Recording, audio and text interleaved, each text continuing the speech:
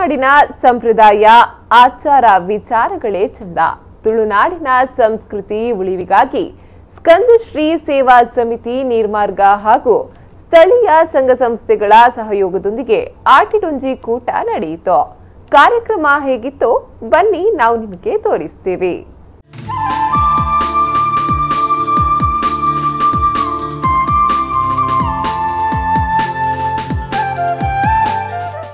S, ನೀವೀಗ ನೋಡುತ್ತಿರುವುದು ಸ್ಕಂದಶ್ರೀ ಸೇವಾ ಸಮಿತಿ ಹಾಗೂ ಶ್ರೀ ಸುಬ್ರಹ್ಮಣ್ಯ ಭಜನಾ ಮಂಡಳಿ ನೀರುಮಾರ್ಗ ಮತ್ತು ಸ್ಥಳೀಯ ಸಂಘ ಸಂಸ್ಥೆಗಳ ಸಹಯೋಗದೊಂದಿಗೆ ಶ್ರೀ ಸುಬ್ರಹ್ಮಣ್ಯ ಭಜನಾ ಮಂಡಳಿ ನೀರುಮಾರ್ಗ ಇಲ್ಲಿಯ ಸುಂದರ ಶಾಂತವಾದ ಪ್ರದೇಶದಲ್ಲಿ ನಡೆದ ಆಟಿಡೊಂಜಿ ದಿನಾಚರಣೆ ದೀಪ ಬೆಳಗಿಸುವ ಮೂಲಕ ಕಾರ್ಯಕ್ರಮ ಉದ್ಘಾಟನೆಗೊಂಡಿತು.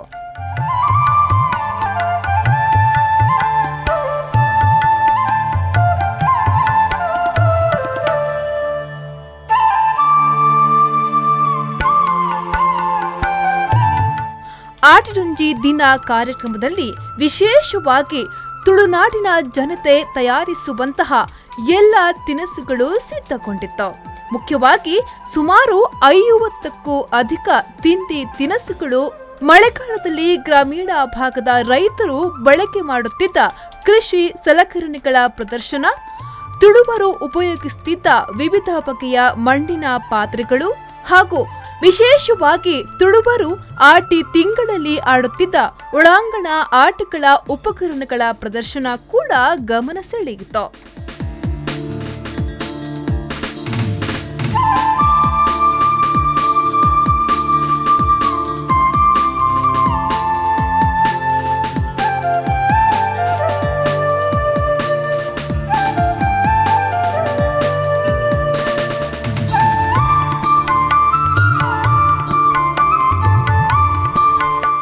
ಕಾರ್ಯಕ್ರಮದಲ್ಲಿ ತುಳುನಾಡಿನ ಕೃಷಿಕರ ಪ್ರಾಮುಖ್ಯತೆಯನ್ನ ತಿಳಿ ಹೇಳಲಾಗಿತ್ತು. ಈ ಸಂದರ್ಭದಲ್ಲಿ ತುಳು ಭಾಷೆ, ಸಂಸ್ಕೃತಿ, ಕಲೆ, ಸಾಹಿತ್ಯ, ಆಚಾರ ವಿಚಾರಗಳಿಗೆ ಸಂಬಂಧಪಟ್ಟ ವಿವಿಧ ಕಾರ್ಯಕ್ರಮಗಳು ನಡೆದವು.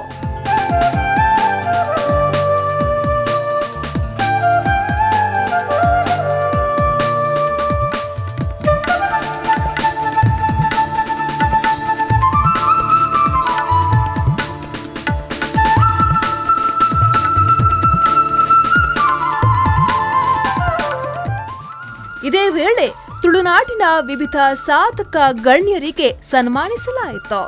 ಒಟ್ಟಿನಲ್ಲಿ ಕಾರ್ಯಕ್ರಮದಲ್ಲಿ ಹಳ್ಳಿಯ ಸೊಗಡು ವರ್ಣರಂಜಿತವಾಗಿ ಬಿಂಬಿತವಾಗಿತ್ತು.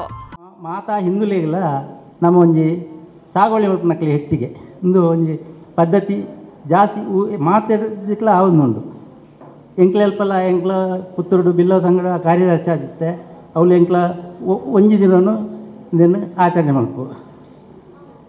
ಈ ಆಚರಣೆಗೆ ಅಧ್ಯಕ್ಷರಾದ ನಂಚಿತ್ತಿನ ಕುಂಜಣ್ಣ ಶೆಟ್ಟು ಆರಿಡ ಒಂಜಿ ಅದ್ರಾಗ ಒಂದು ಅಂಚನೆ ಬಿನ್ನೆದಾದ ಬತ್ತಿನ ಚೇತನ್ ನಾವು ಒಂತೆ ಹೊಸ ನಂಗೆ ಮಾತಿನ ಪರಿಚಯ ಆಪುಂಡು ನನ್ನ ಅಕ್ಲಿನ ಒಂಜಿ ಪಾತ್ರಕ್ಕೆ ಮುಲ್ಪದ ದೇವರೇನೆಲ್ಲ ಪ್ರಾರ್ಥನೆ ಮಲ್ತೊಂದು ಒಂಜಿ ರಡ್ಡು ಪಾತ್ರ ಹೆಚ್ಚಿಗೆ ಪಾತಿರುಜೇನು.